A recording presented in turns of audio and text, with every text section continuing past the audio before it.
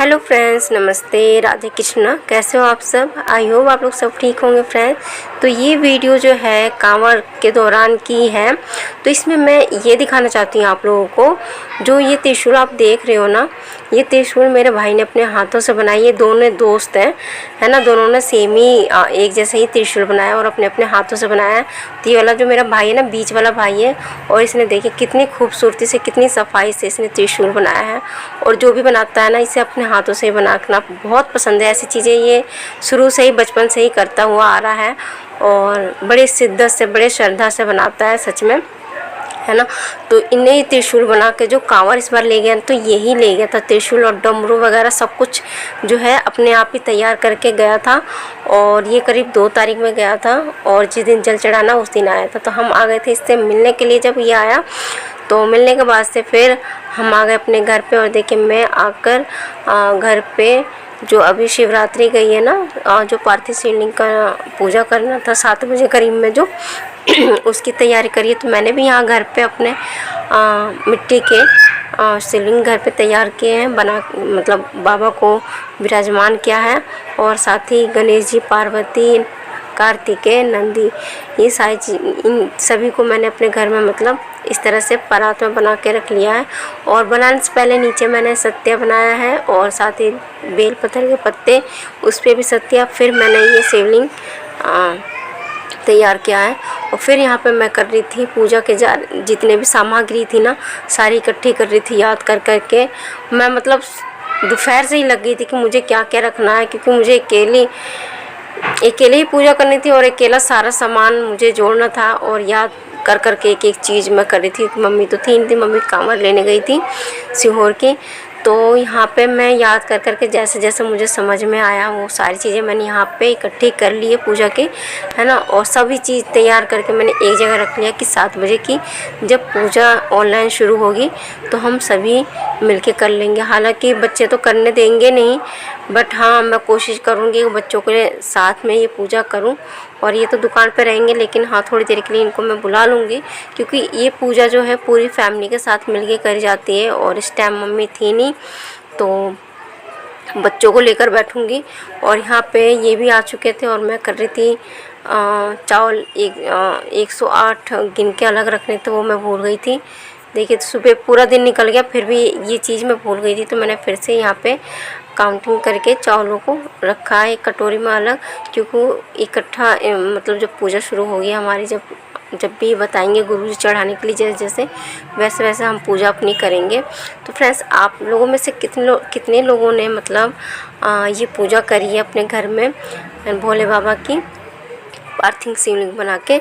आप ज़रूर कमेंट में बताना, है ना। और बस लगे हुए हैं बाबा के शरण में, है ना। देखते हैं बाबा कब कृपा करेंगे। बहुत ज़्यादा इस वक्त जो चल रहा है ना, 3-4 सालों से हमारे लाइफ में बहुत ज़्यादा प्रॉब्लम फेस करनी पड़ रही है हमें हर तरीके से।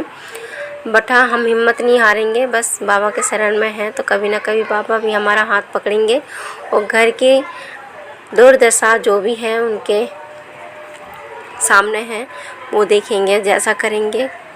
उनके भरोसे सब कुछ छोड़ रखा है, ठीक है। तो अभी मैं इस दौरान बहुत मेरे मतलब घर में पूरे ही मम्मी और मैं तो लगे ही रहते। मैं अपने घर में करती हूँ, क्योंकि बाहर मंदिर जाने का समय बिल्कुल भी बच्चे देते नहीं है ना। तो इसीलिए मैं घर में जैसा मुझे समय मिलता अपने मैं पूजा पाठ में लग जाती हूँ। तो यहाँ पे मैं कर रही थी चन्नामृत तैयार, पंचामृत। तो यहाँ पे दूध, दही, शहद, घी, शक्कर, ये सारी चीज़ें मैं मिला के रख रही थी। सब चीज़ तैयार करके मतलब रखना होता है कि भाई जैसे जैसे पूजा में बताया जाएगा वैसे वैसे करना होता है। लेकिन कितना भी कर लो मन शांत नहीं होता, ऐसा लगता है कोई ना कोई कमी भगवान रह ना जा। लेकिन ऐसा कुछ नहीं है, अगर हम भूल भी जाते हैं, कमी रह भी जाती है, तो ये नहीं कि हाँ बाबा नाराज़ हो जाएंगे या फिर कोई दिक्कत परेशानी है, ऐसा कुछ नहीं है। बस आपके श्रद्धा और भाव होना चाहिए। तो मैंने यहाँ पे बच्चों को बिठा लिया था, पूजा बस शुरू होने वाली थी। तो यहाँ शिवांश ने तो बहुत ज़्यादा परेशान किया, सच में बहुत। बस यहाँ पे हम दोनों बैठ के थोड़ी बहुत पूजा तो हो चुकी थी। जब पूजा शुरू की ना मैंने, तो पता है शिवांश को फ़ोन देकर बिठा दिया था, जब भी जाके मेरी पूजा हुई है। और बस ये लास्ट पूजा रह रही है, आरती वगैरह बस हम कर लेंगे। और बस जो भी अपना श्रद्धा भाव से जो भी है मन की इच्छा अपने बाबा के सामने रखेंगे, और ना भी रखें तो कोई बात नहीं, क्योंकि बाबा सब जानते हैं, क्योंकि हम उनके बच्चे हैं। तो भैया उनसे कुछ नहीं छुपा है, उन्हीं की देन है जो भी है।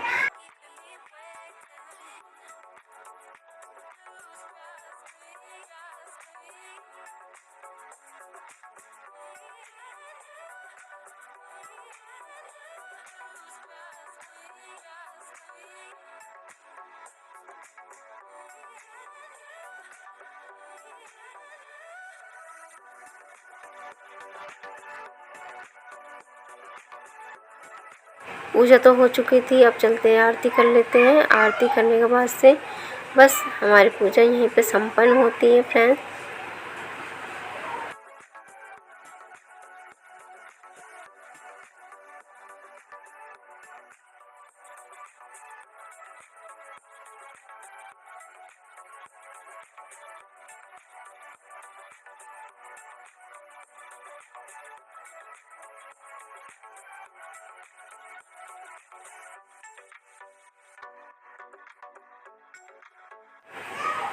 मैं जा रही थी दुकान पे बच्चों को लेकर, इतने में दिख गए बच्चों को बंदर। तो यहाँ पे सबसे इस वीडियो की अनोखी क्या चीज़ है, जो ये 3 बंदर आगे गए वो तो कुछ नहीं चलो, लेकिन जो लास्ट में जो एक बंदरिया आ रही है ना, वो अपने बच्चे को मतलब अपने पेट से लगाकर वो जो तार पे चल रही थी ना, वो चीज़ सच में बहुत दिल को जीत गई। क्यों कि भाई देखो कितनी सेफली वो तार पे से अपने बच्चे को मतलब ले गई है उतार कर, और बहुत अच्छा लगा सच में फ्रेंड। माँ तो माँ है या फिर कोई भी हो।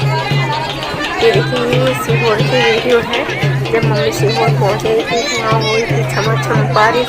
पूरे मन बता रही थी जब से हम गए और जब तक आए हैं बारिश ही थी। और यहाँ तो बिल्कुल भी गर्मी, जिस तरीके से गर्मी यहाँ पे है ना, वहाँ पे बिल्कुल भी नहीं है। और यहाँ पे मम्मी ने भर लिया जल, बस कांवड़ लेकर जाएंगी और बाबा को चढ़ाएंगी। और जब जो भी अपनी मन की मन्नत है, कामना है, वो बाबा से कहेंगी और फिर अपने घर को वापस आ जाएंगी।